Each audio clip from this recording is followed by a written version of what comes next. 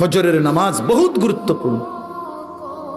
আমাদের নবী সাল্লাল্লাহু আলাইহি সাল্লাম রবিউল আউয়াল মাসের সোমবারে সর্বশেষ উম্মতকে, নবীর সাহাবীদেরকে মসজিদে ফজরের নামাজের সময় দেখে পুরা মসজিদ ভরা দেখে খুশি হয়েছিলেন এবং নবীজি চোখের পানি ফেলে কাঁদছিলেন।